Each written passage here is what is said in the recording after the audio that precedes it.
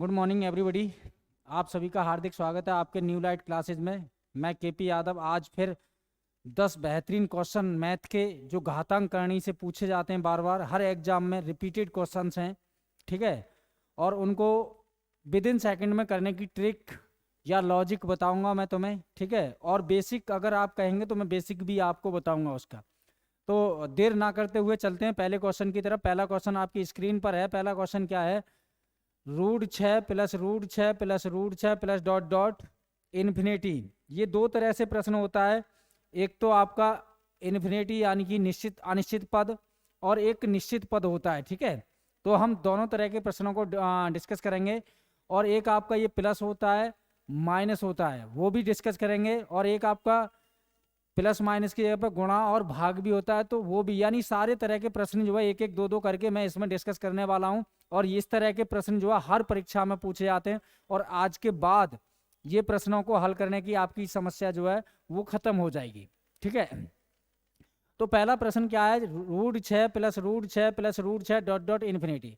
इसको कैसे हल करना है? तो आपको ये नंबर देखना है और इस नंबर के ऐसे गुणनखंड करने हैं, इस नंबर के ऐसे गुणनखंड करने हैं जिसका अंतर 1 हो।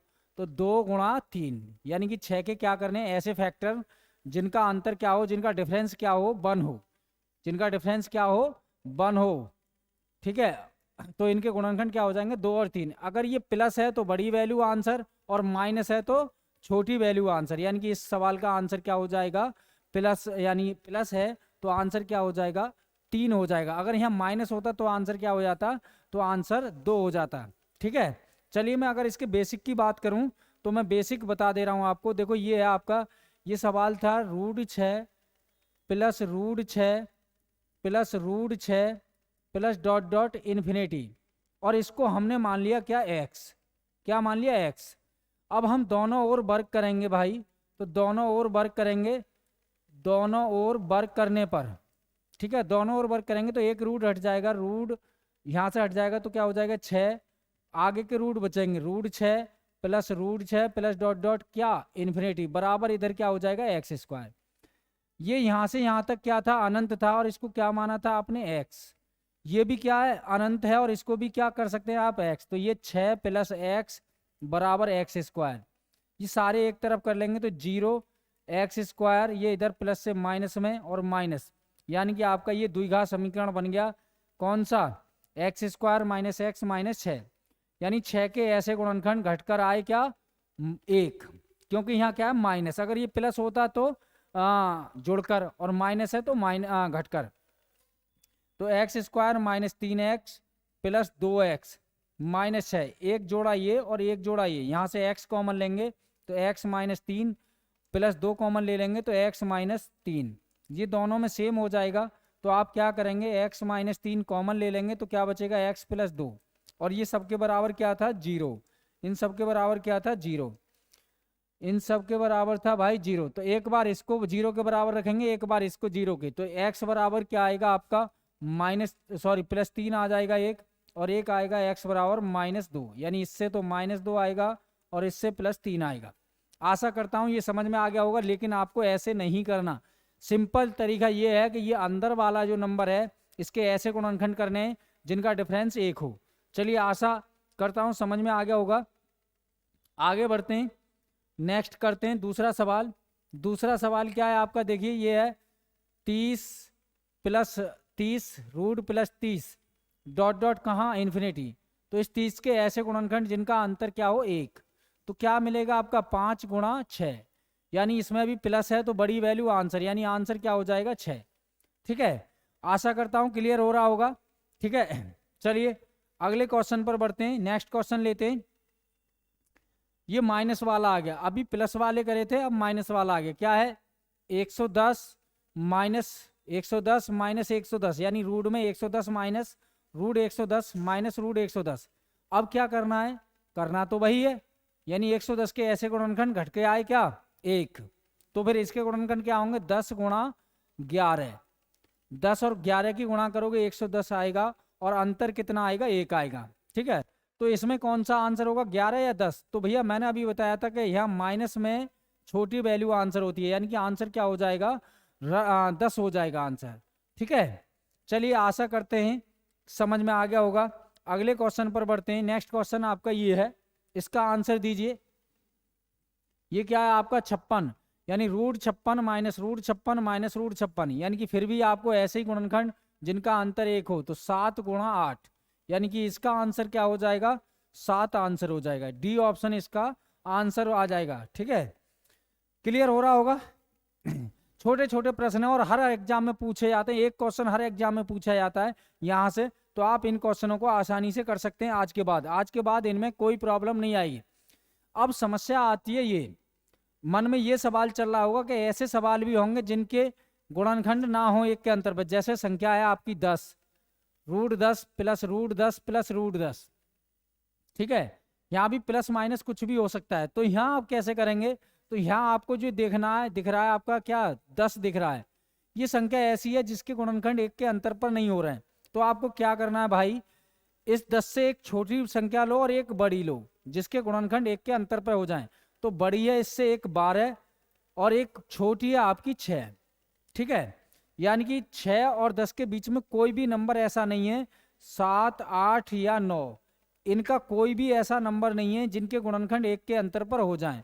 या 10 और 12 के बीच में अगर मैं बात करूं तो 11 का भी गुणनखंड नहीं होगा, 10 का तो हो ही नहीं रहा था।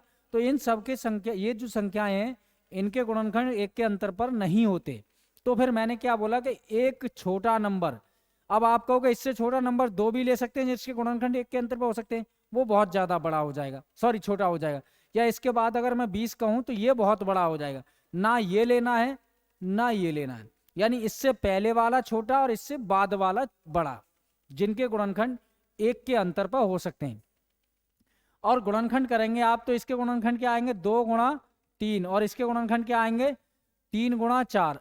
अगर देखो यहाँ प्लस है तो इनके बीच में ए या एक्स जो भी है, कांस्टेंट वैल्यू ए या एक्स जो भी है, इनके बीच में लगा दो।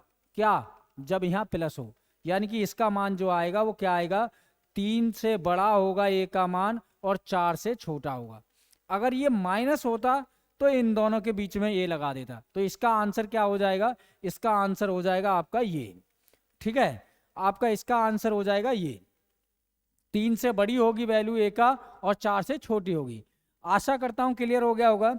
अगले सवाल का आप जवाब दीजिए। अगला सवाल क्या है आपका, अगला सवाल है आपका ये, √17 minus √17 minus √17 dot dot infinity, ये माइनस वाला आ गया।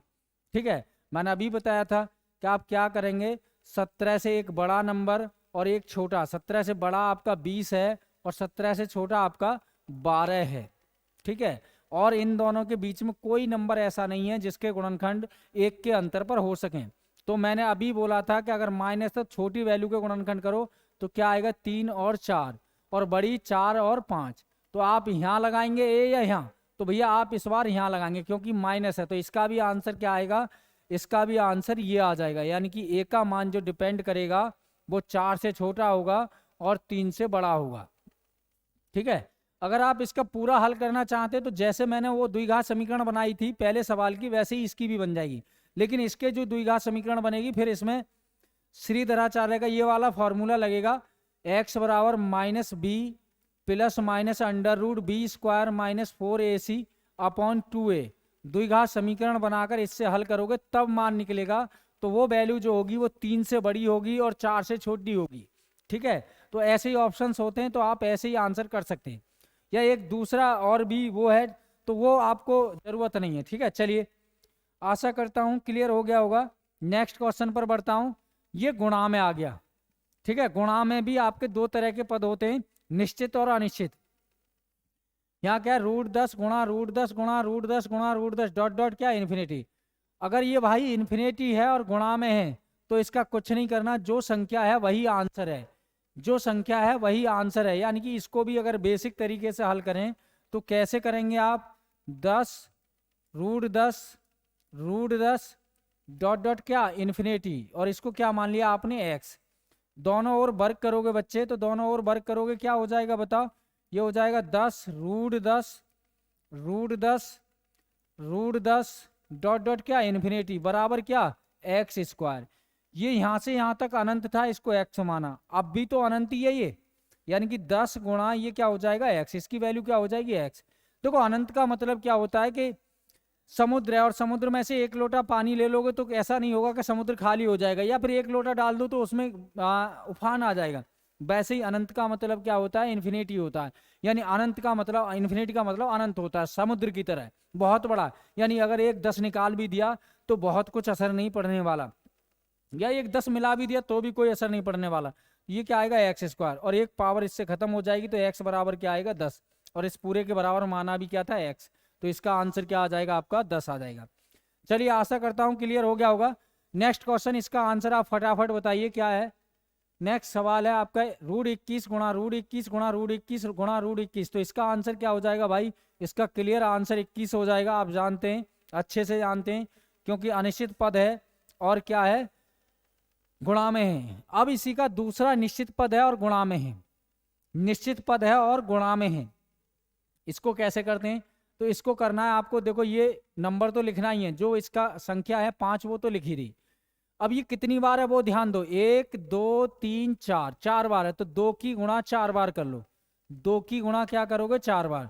2 दूनी 4 दूनी 8 दूनी 16, 16 यहाँ लिखो और इसमें से 1 घटाकर ऊपर लिख दो, 1 घटाकर यानी 15, यानी 5 की पावर कितना हो गया, 15/16। ये भी समझ में आ गया होगा। नेक्स्ट क्वेश्चन की ओर बढ़ते हैं, फटाफट क्वेश्चन करते हैं। ये है 31 √31 गुणा √31 गुणा √31 गुणा √31 गुणा √31। बताइए इसका आंसर क्या होगा। तो इसका आंसर √31 कितनी बार है, आप ध्यान दो, 1 2 3 4 5, 2 की गुणा 5 बार करोगे मेरे प्यारे बच्चों तो क्या आएगा, 2 की गुणा 5 बार करोगे तो 2 की गुणा 5 बार, 2 दूनी 4 दूनी 8 दूनी 16 दूनी 32, यानी कि क्या आएगा, 31 की पावर क्या आएगा, 32, और 1 इसमें से कम करोगे तो 31, यानी कि आंसर कौन सा हो जाएगा, पहला ही ऑप्शन आंसर हो जाएगा। ठीक है, आशा करते हैं क्लियर हो रहा होगा। कम समय में ज्यादा चीजें लेने के लिए मैं थोड़ा सा स्पीड ज्यादा रख रहा हूं। ये आ गया आपका भाग वाला, ठीक है, ये आ गया भाग वाला। और इस भाग वाले का क्या है, इस भाग वाले का कॉन्सेप्ट क्या है, तो ये जो नंबर दिख रहा है इसका घनमूल निकालना है आपको, है तो वर्गमूल में लेकिन निकालना घनमूल है, और इसका घनमूल क्या होगा, 3। तो ये हो जाएगा आंसर इसका 3। अगर आप इसको भी कहें कि कैसे हल होगा, तो भाई इसको भी देख लो, √27 भाग √27 भाग √27 बराबर क्या मानो, डॉट डॉट इन्फिनिटी बराबर क्या मानोगे, x। दोनों ओर वर्ग करोगे मेरे प्यारे बच्चों, दोनों ओर वर्ग करोगे तो एक रूट हट जाएगा तो क्या आएगा, 27 भाग √27 भाग √27 और डॉट डॉट क्या, इन्फिनिटी बराबर क्या, x। ये पूरा यहां से यहां तक क्या है, x। तो आप क्या लिखोगे, 27 भाग x बराबर क्या है, x²।